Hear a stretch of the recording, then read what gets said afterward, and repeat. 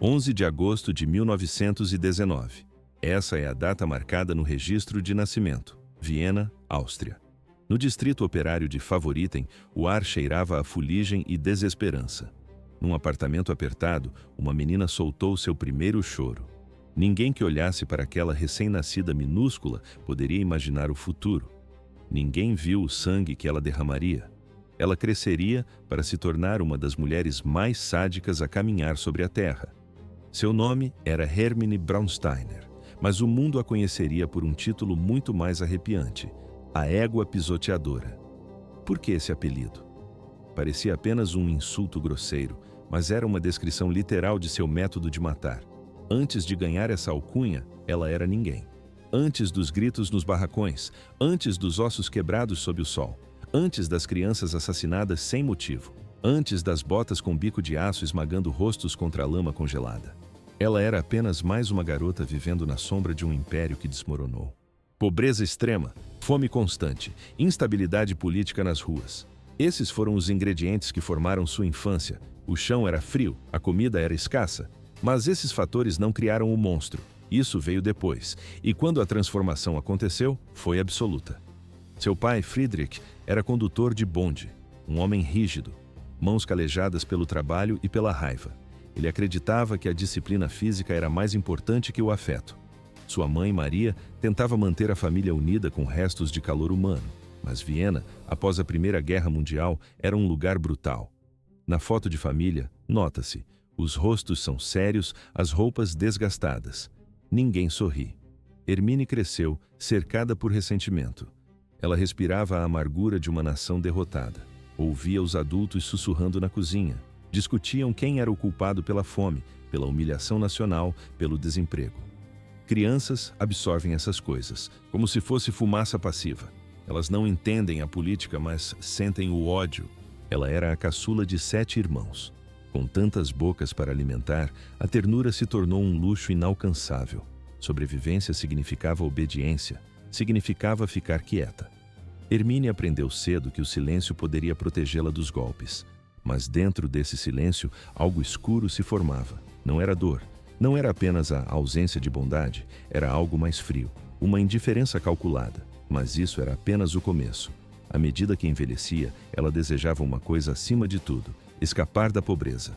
Não queria ser como a mãe, não queria limpar a sujeira dos outros. Ela sonhava em se tornar enfermeira. Imaginava os uniformes brancos impecáveis, a autoridade sobre os pacientes, a certeza de um salário. Esses sonhos colapsaram rápido. Ela descobriu que a família não podia pagar o treinamento. Não havia dinheiro para pagar a escola de enfermagem. Hermine sentiu-se trapaceada. Sentiu-se roubada da vida que achava que merecia. A frustração virou combustível. Ela não seria pobre para sempre. Ela encontraria outra maneira de subir na vida. E em 1938, essa outra maneira chegou. Não veio de branco. Veio marchando sob estandartes vermelhos, brancos e pretos. Imagens de arquivo mostram tanques alemães cruzando a fronteira, recebidos com flores. O Anschluss transformou a Áustria da noite para o dia. A ideologia nazista lavou as ruas de Viena como uma segunda religião. Pessoas que viveram a vida inteira sentindo-se impotentes, de repente viram um novo caminho.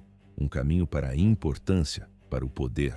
À primeira vista, uma mudança política distante, mas na prática, um convite ao sadismo.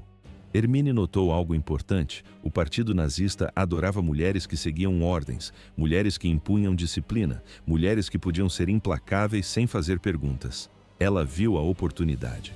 Primeiro tentou trabalhos comuns, aplicou-se para trabalhar como empregada doméstica para uma família austríaca rica. Limpava o chão, arrumava as camas. Mas ela queria algo mais estável, algo que oferecesse autoridade real, não servidão. Então, ela ouviu os rumores. Havia vagas nas auxiliares femininas da SS. O pagamento era bom, o status era militar. Era a chance definitiva de deixar o apartamento apertado do pai para sempre. Ninguém mais a ignoraria. Em 1939, ela preencheu a ficha. O destino: campo de concentração de Ravensbrück. Função: guarda feminina. Ela assinou o papel. A porta se abriu. Hermine tinha apenas 20 anos de idade e estava pronta para usar as botas.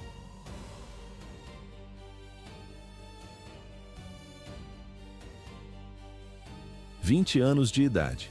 Foi com essa juventude que Hermine pisou em Ravensbrück pela primeira vez. O cenário era diferente de tudo que ela já tinha visto. Quilômetros de arame farpado cortavam o horizonte cinza. Torres de vigia surgiam na neblina como dedos esqueléticos apontando para o céu. Milhares de mulheres eram forçadas ao trabalho pesado, espancadas, esmagadas pela exaustão. Hermine deveria ter sentido horror, mas o que ela sentiu foi fascínio. Por que ela não recuou? O instinto humano seria a repulsa, mas para Hermine, o campo representava oportunidade, o poder absoluto, a autoridade inquestionável, a capacidade de decidir entre a vida e a morte com um simples gesto de mão. Isso era viciante. Antes disso, ela crescera invisível, uma garota insignificante. Agora, as prisioneiras olhavam para ela com um medo visceral e ela amava essa sensação. Seus supervisores notaram a mudança imediatamente. Ela não apenas seguia ordens, ela as executava com um entusiasmo técnico. Enquanto outros guardas hesitavam antes de levantar o cacetete, a mente de Hermine ordenava o golpe sem piscar. Logo veio a promoção. Mais responsabilidade significava mais autoridade, mais chances de liberar a crueldade que manteve trancada por anos. Mas Ravensbrück foi apenas o aquecimento. Outubro de 1942, a transferência chegou. O destino era um lugar ainda mais aterrorizante, um local onde o assassinato em massa não era ocasional, era industrial. Majdanek. À primeira vista, um campo de prisioneiros comum, mas na prática, uma máquina de extermínio. Majdanek não foi construído para prender pessoas, foi construído para eliminá-las. No momento em que Hermine desceu do transporte, ela entendeu as novas regras. Ali, prisioneiros não eram gente, eram números, objetos descartáveis. A expectativa sobre os guardas não era manter a disciplina, era quebrar espíritos, esmagar qualquer esperança e transformar o sofrimento humano em rotina burocrática. E Hermine não apenas se adaptou, ela floresceu. As sobreviventes descreveriam suas botas muito antes de descreverem seu rosto. Na imagem gravada pela memória das vítimas, couro pesado e biqueiras de aço reforçado. Com essas botas, ela chutava costelas até ouvir o estalo seco, como galhos mortos partindo. Ela pisava em pescoços até o corpo parar de se mover. O chicote de montaria tornou-se uma extensão de seu braço. A pele das prisioneiras abria-se em cortes profundos. Ela espancava crianças apenas por ficarem para trás nas filas de trabalho. Essa brutalidade específica lhe rendeu um título, um nome sussurrado com terror em cada barracão do campo: a égua pisoteadora. Testemunhas relataram os fatos repetidamente. Viram Hermine arrastar crianças pelos cabelos. Viram-na selecionar quais mulheres seriam jogadas nos caminhões rumo às câmaras de gás. Viram-na chicotear prisioneiros com tanta violência que o sangue encharcava a terra batida. Mas as histórias mais aterrorizantes tinham um detalhe em comum: as botas. Ela não chutava para ferir, ela pisoteava repetidamente, com força suficiente para triturar ossos, força suficiente para matar. Mas isso era apenas o começo. Uma mãe relatou o momento em que o inferno se tornou pessoal. Ela assistiu paralisada enquanto Hermine agarrava sua filha. A menina não tinha mais de 8 anos. Foi arremessada na caçamba de um caminhão como um saco de lixo. A mãe implorou. Caiu de joelhos, gritou por misericórdia. Hermine não disse uma palavra. Apenas levantou a bota e desferiu um chute brutal na garganta da mulher. A prisioneira colapsou, engasgando no chão de concreto. Horas depois, a criança estava morta. E Hermine não perdeu um minuto de sono naquela noite.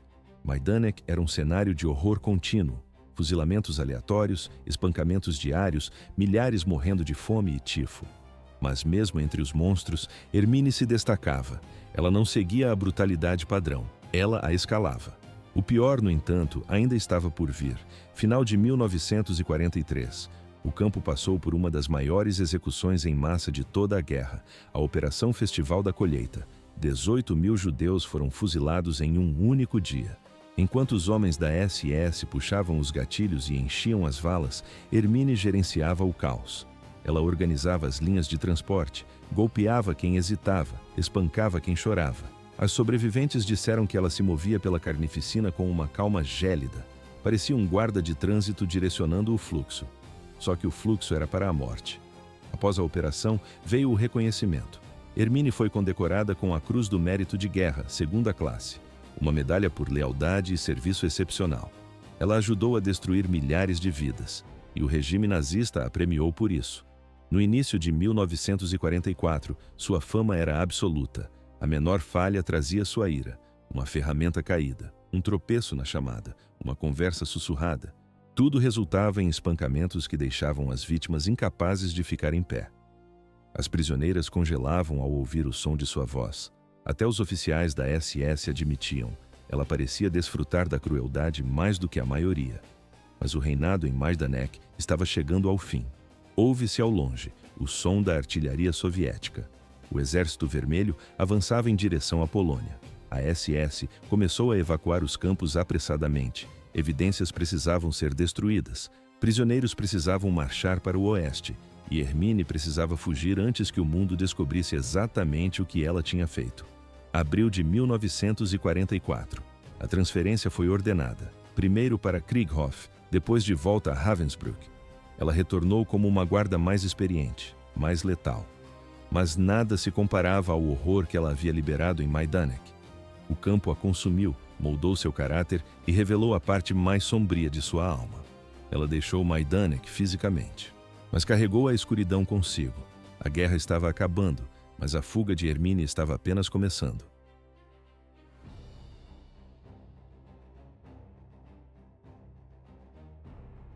1945. O Terceiro Reich desmoronou em chamas e concreto. Por que Hermine Braunsteiner não se entregou? A maioria dos guardas fugiu ou cometeu suicídio, mas Hermine escolheu se esconder à vista de todos. Ela não hesitou. Hermine pegou uma faca. Com precisão fria, raspou as runas da SS do couro de suas botas, queimou os documentos, misturou as cinzas com a sujeira do chão. Ela entrou nos escombros da Europa do pós-guerra como um fantasma. Hermine acreditava que tinha escapado. Viena era apenas ruínas e poeira.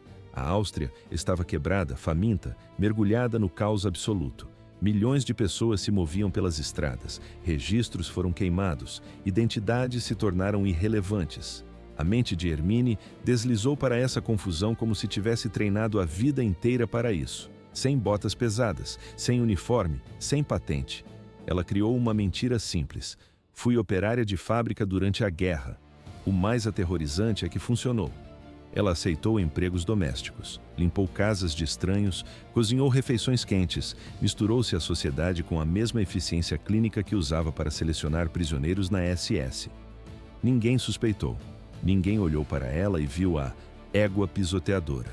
Viram apenas uma mulher austríaca, quieta e educada, tentando não morrer de fome. Então, o impensável aconteceu.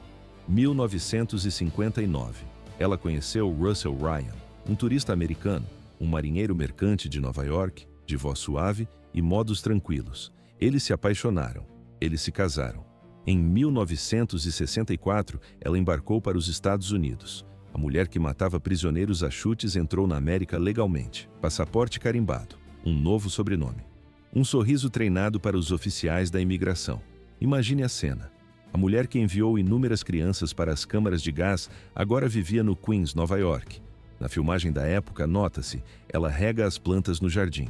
Ela fazia compras no mercado local, conversava sobre o clima com os vizinhos, alimentava gatos de rua, ia à missa todos os domingos. Isso gela o sangue.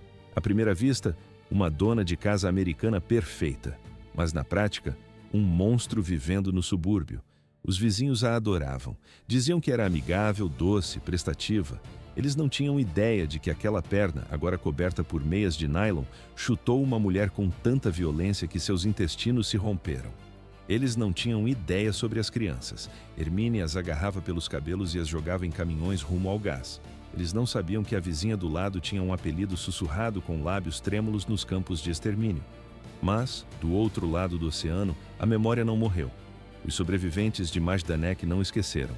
Eles estavam espalhados por países diferentes, reconstruindo vidas a partir do nada. Tentavam correr mais rápido que as memórias, mas de tempos em tempos, alguém fazia a mesma pergunta assustadora. Onde está a égua pisoteadora? O relógio correu até 1968. 1968. A resposta finalmente emergiu. Por que Hermine Braunsteiner se sentia segura? Ela tinha um novo nome e um novo país. Mas o passado é um caçador paciente. Uma jornalista alemã chamada Eleanor Wehr investigava criminosos de guerra vivendo no exterior. Ela notou algo estranho. Havia uma mulher chamada Hermine Ryan vivendo confortavelmente no Queens, Nova York. Ver não aceitou a fachada. Ela cavou mais fundo. Na mesa da jornalista, fotos antigas e novas se alinharam. Ver comparou os traços do rosto. Cruzou testemunhos de arquivo. A verdade a atingiu como um soco físico no peito. A infame égua pisadora não estava desaparecida. Ela levava uma vida tranquila e doméstica na cidade de Nova York. Ver contatou imediatamente as autoridades americanas. O que se seguiu foi um dos desmascaramentos mais dramáticos da história dos Estados Unidos. Jornalistas cercaram a casa de Hermine. Eles exigiam respostas imediatas. Vizinhos olhavam pelas janelas incrédulos, enquanto a polícia a escoltava para fora para interrogatório. A câmera registra o rosto de uma senhora comum, cercada por microfones agressivos e flashes constantes. A máscara caiu. O comportamento calmo e gentil desmoronou. Mas Hermine fez o que sempre fazia quando se via encurralada. Ela mentiu.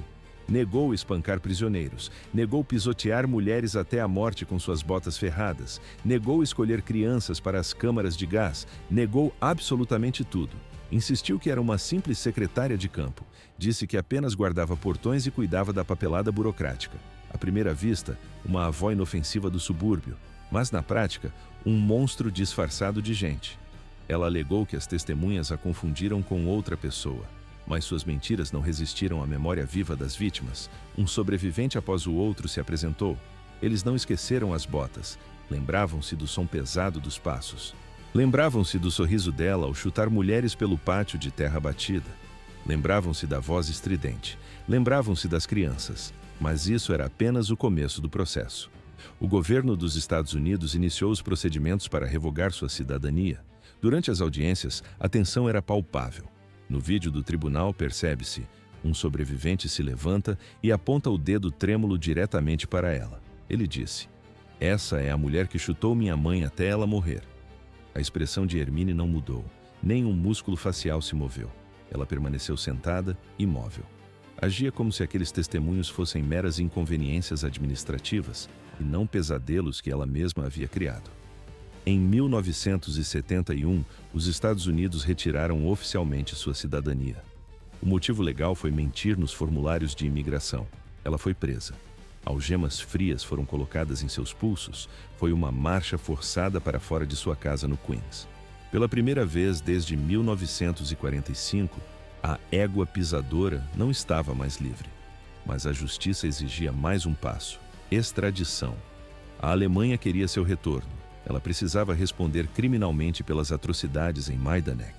Após múltiplos recursos e batalhas legais, Hermine Braunsteiner Ryan foi finalmente extraditada em 1973. A jornada de fuga acabou. Ela estava sendo arrastada de volta, passo a passo, para o local dos horrores que deixou para trás. Na Alemanha, o processo ficou conhecido como o Julgamento de Majdanek. Foi um dos maiores tribunais de crimes de guerra da história do pós-guerra. Sobreviventes viajaram de todo o mundo para depor. Muitos carregaram seus traumas em silêncio por 30 anos. Muitos tinham pesadelos todas as noites. Muitos juraram nunca mais falar o nome do campo. Mas eles vieram. Vieram porque se lembravam das botas. Testemunha após testemunha descreveu a crueldade técnica, violência pura, sadismo. Uma mulher recordou ver Hermine jogar crianças famintas em caminhões como se fossem sacos de lixo. O destino era a câmara de gás. Outra contou como Hermine selecionava centenas de mulheres para a morte apenas por antipatia pessoal. Muitos disseram ao tribunal que ela pisoteava prisioneiros com tanta violência que seus rostos se tornavam irreconhecíveis. Algumas descrições eram tão terríveis que os juízes pausavam o julgamento. Era necessário tempo para os sobreviventes pararem de tremer. Ouve-se no áudio da sessão o choro abafado e o som de pessoas passando mal na plateia. O ar do tribunal ficou denso, quase irrespirável. Até promotores endurecidos sentiram náuseas com os detalhes, mas Hermine permaneceu com o rosto de pedra, sem lágrimas, sem remorso, sem pedidos de desculpas. Ela repetiu apenas uma frase durante todo o tempo: "Eu nunca matei ninguém." Era a mesma linha usada por Irma Grese antes de sua execução. A mesma negação fria, a mesma falta de consciência, a mesma desconexão monstruosa da realidade. Mas as evidências a esmagaram. As testemunhas eram consistentes em cada detalhe. Os registros nazistas coincidiam. Suas promoções na SS alinhavam-se perfeitamente com a linha do tempo das atrocidades. O tribunal tinha tudo o que precisava. Em 1981, o cerco se fechou definitivamente.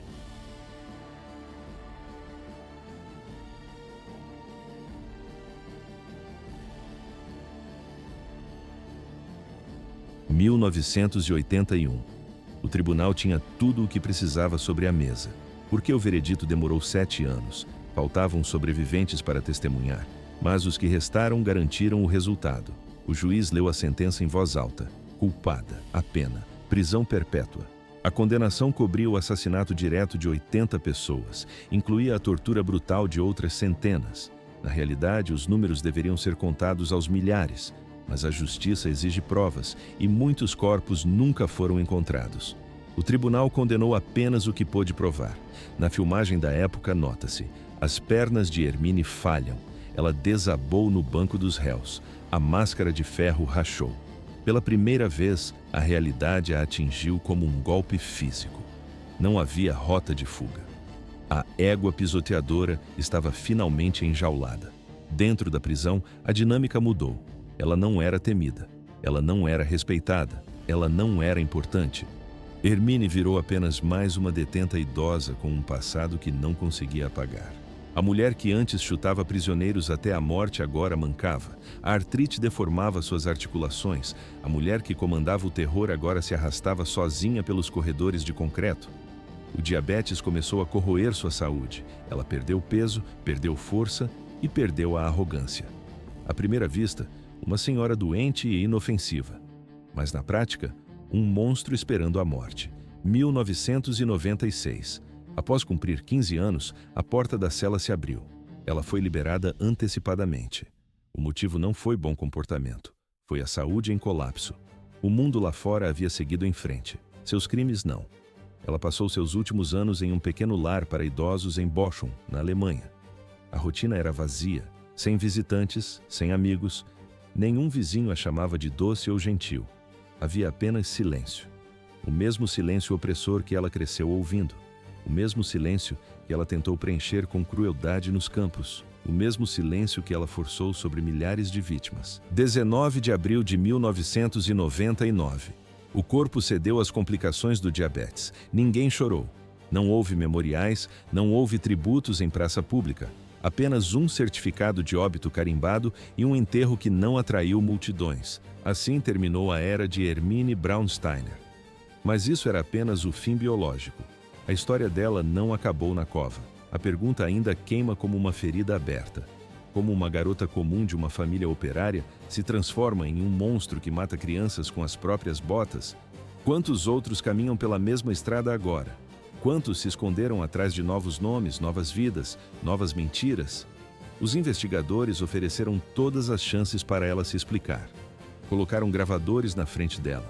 Esperaram por horas, mas as palavras nunca vieram.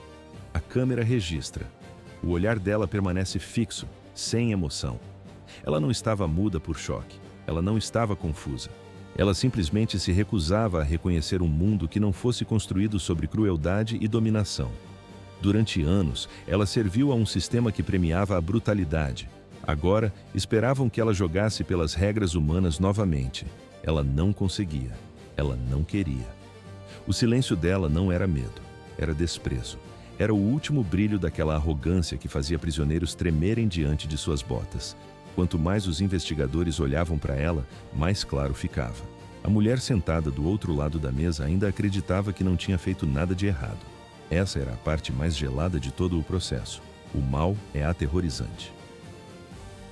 O mal é assustador em ação. Mas ele se torna pior quando não se reconhece como mal. Braunsteiner não sentia vergonha. Ela não estava quebrada. Em nenhum momento pediu desculpas.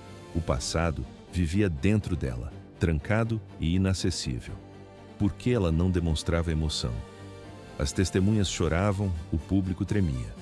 Mas a ré permanecia inabalável. Sua consciência estava limpa porque, para ela, aquilo não era crime. As portas do tribunal se abriram. O som de passos arrastados preencheu o ambiente. As testemunhas entraram uma a uma. Elas carregavam memórias que nunca desejaram, mas das quais nunca conseguiram se livrar. Olhavam para a ré com uma mistura tóxica de ódio e luto profundo. Havia algo mais ali, um sentimento próximo da traição. Muitas delas eram apenas garotas quando chegaram ao campo.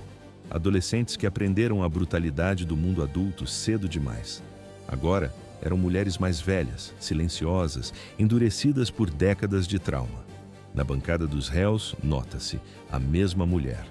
Apenas mais velha, mais pesada, mas inconfundível. A primeira testemunha começou a falar. A atmosfera na sala mudou instantaneamente. Sua voz era fina, pouco mais alta que um sussurro. Mas, naquele silêncio, cada palavra atingia o público como um trovão. Ela começou descrevendo as botas. Todos sempre descreviam as botas.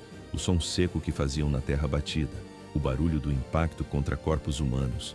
Braunsteiner não usava aquilo como calçados. Ela usava as botas como armas de guerra.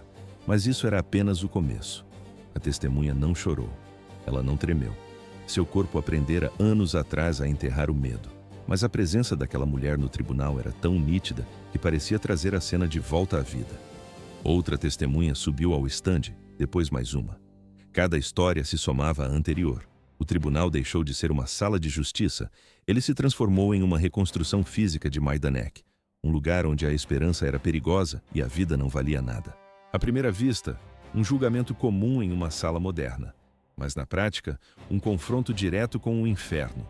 Os juízes sentiram o peso. Os jornalistas pararam de respirar. Até os guardas uniformizados encostados na parede pareciam desconfortáveis. Braunsteiner não. Seu rosto raramente se movia. Ela permanecia imóvel com os olhos opacos. As mãos repousavam sobre a mesa de madeira. Ela parecia alguém esperando um ônibus, entediada com a demora. A falta de reação dela tornou-se, por si só, uma reação brutal. As pessoas esperavam lágrimas, esperavam nojo, negação veemente, ou, no mínimo, um leve tremor de reconhecimento. Receberam o nada. Ela era um vazio absoluto. E dentro desse vazio, a verdade ecoava mais alto que qualquer confissão formal. Ela nunca viu suas vítimas como pessoas. Havia algo monstruoso nesse tipo de ausência. No vídeo do julgamento, percebe-se a impaciência. Ela muda de posição na cadeira, ajusta o peso do corpo, incomodada com a duração do processo. Quando os relatos se tornavam particularmente sangrentos, ela parecia irritada, como alguém forçado a ouvir uma conversa desinteressante em uma fila. Ela não olhava para as testemunhas, não reconhecia a dor alheia. Seus olhos vagavam além delas, focavam em um ponto neutro, nem perto nem longe. Um lugar situado entre a negação total e o desprezo absoluto. Não havia caminho de volta para aquelas memórias. Então, o controle rompeu. Durante um depoimento particularmente angustiante, uma das testemunhas não suportou. Ela levantou-se abruptamente do estande. Lágrimas escorriam livres pelo rosto. O dedo trêmulo apontou diretamente para o rosto de Braunsteiner. Sua voz falhou e quebrou em um grito. Ela gritou as palavras que viveram presas em sua garganta por décadas. Disse que a mulher à sua frente matou sem hesitação, que ela sentia prazer no poder, que destruiu futuros inteiros sem pensar por um único segundo. A câmera registra. O tribunal congela. A segurança se moveu rápido. Ouve-se os juízes gritando por ordem, mas a testemunha não parou de apontar. Ela continuou até suas forças acabarem e ela desabar de volta na cadeira, exausta. Centenas de cabeças giraram simultaneamente. Todos queriam ver a reação de Braunsteiner. Ela piscou uma vez, piscou duas vezes e então simplesmente desviou o olhar.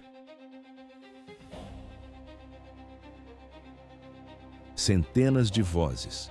Esse foi o peso que esmagou qualquer argumento jurídico. Por que a defesa desmoronou? Parecia uma estratégia técnica sólida, mas os fatos eram irrefutáveis. Durante meses, os depoimentos se acumularam. Sobreviventes da Polônia, testemunhas da França, pessoas de barracões diferentes, de experiências distintas, mas todas voltavam ao mesmo ponto, o mesmo nome, a mesma presença física. Ela se movia pelo campo de concentração como uma tempestade. Sua crueldade não era ocasional, era habitual, não era emocional, era processual. Ela não matava em momentos de raiva ou pânico, ela matava porque era terça-feira, porque fazia parte do cronograma, e a rotina aterroriza muito mais do que o ódio. A equipe de defesa tentou ângulos desesperados. Eles evaporavam assim que tocavam a realidade. Alegaram identidade trocada. As testemunhas confirmaram o rosto, alegaram exagero. Os padrões dos relatos batiam perfeitamente. À primeira vista, uma funcionária cumprindo ordens, mas na prática, uma líder tomando a iniciativa. Cada sobrevivente insistiu nesse ponto. A violência dela não era obediência, era criatividade. Ela não esperava instruções superiores, ela inventava as próprias regras, mas isso era apenas o começo. Em certo momento, os advogados tentaram apelar para o contexto, pintaram-na como um produto de seu tempo, uma mulher arrastada por uma máquina mortal que não conseguia escapar. A promotoria não usou retórica, usou papel. Apresentaram documentos de promoções, elogios oficiais, recompensas financeiras por sua brutalidade. Ela não estava presa na armadilha, ela prosperou dentro dela. Enquanto o julgamento avançava, os jornalistas cunharam uma frase: "A face da crueldade impune". Na filmagem, nota-se, a expressão da ré permanece vazia. Eles não queriam dizer que sua expressão era assustadora. O assustador era a ausência de qualquer expressão. As provas tornaram-se uma avalanche, registros de arquivo nazista, papelada administrativa, identificações visuais, descrições físicas que se alinhavam milimetricamente e, o mais condenatório de tudo, a consistência. Centenas de histórias, línguas diferentes, continentes distantes, a mesma mulher no centro de tudo. O tribunal podia ignorar falhas menores, mas não podia ignorar a matemática do genocídio. O que quebrou a fachada de Braunsteiner não foi uma testemunha chorando, não foi uma prova forense. Foi o momento em que a promotoria descreveu o processo de seleção. Detalharam como ela decidia quem viveria mais um dia, quem caminharia para a morte imediata, explicaram como ela gerenciava a vida e a morte sem tristeza, sem hesitação, apenas com eficiência técnica. A câmera registra, os juízes se inclinam para frente nas cadeiras, o público faz o mesmo. Os guardas se aproximam. Pela primeira vez, o rosto de Braunsteiner mudou. Os músculos contraíram, não em remorso, não em medo, mas em frustração. Parecia alguém irritada por ter seu passado mal interpretado. Ela balançou a cabeça levemente. Sussurrou algo ríspido para o advogado. Olhou para os juízes com um desafio frio e controlado. Foi a única vez que ela mostrou emoção. E foi a emoção errada. Não havia mais caminho de volta. Eventualmente, após meses de análise, o dia final chegou. O silêncio na sala era absoluto. Ouve-se apenas o som dos passos dos juízes entrando. Rostos de pedra, togas pesadas. Nos bancos, sobreviventes que esperaram décadas por aquele minuto. Os repórteres prenderam a respiração. As canetas pararam.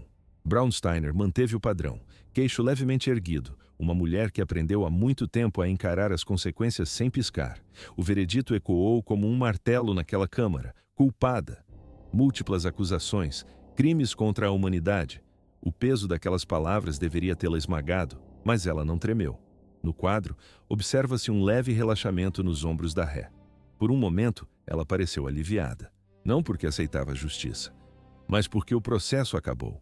Porque ela não precisava mais ouvir as vozes daqueles que controlou. Porque não precisava mais confrontar um mundo que insistia em lembrar o que ela queria esquecer. Mas a sentença era definitiva. Uma sentença definitiva. O ar no tribunal ficou denso, pesado, quase irrespirável. Por que ela não demonstrou emoção? Esperavam lágrimas ou gritos, mas a resposta foi o silêncio absoluto. Hermine Braunsteiner ouviu o veredito sem piscar. A dormência em seu rosto não mudou, mas algo ao redor mudou. O passado finalmente a alcançou. Os guardas avançaram. Eram homens grandes, uniformizados. Ela se levantou. O movimento foi lento, mecânico. Naquele momento, as vítimas na galeria observaram. Pela primeira vez em décadas, a imagem se quebrou. Eles não viram a figura imponente de Majdanek, não viram a mulher brutal cujas botas esmagavam crânios. Viram apenas uma criminosa envelhecida. Uma idosa sendo levada em correntes. O som metálico das algemas ecoou na sala.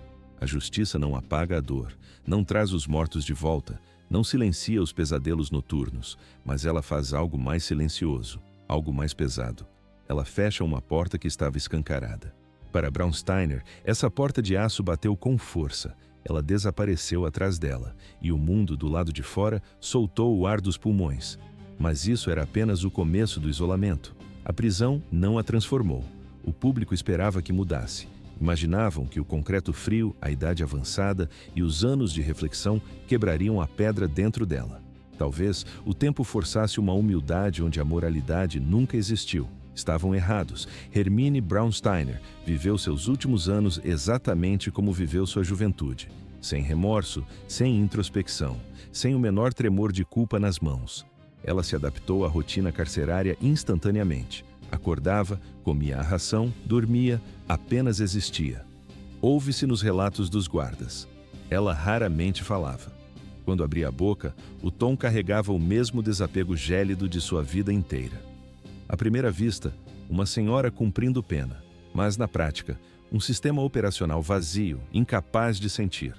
Alguns prisioneiros quebram sob o peso do passado. Alguns desmoronam em silêncio no canto da cela. Outros gritam e perdem a razão. Braunsteiner não fez nada disso. Ela simplesmente suportou. Para ela, a punição era apenas outro ambiente designado. Outro sistema onde ela precisava operar.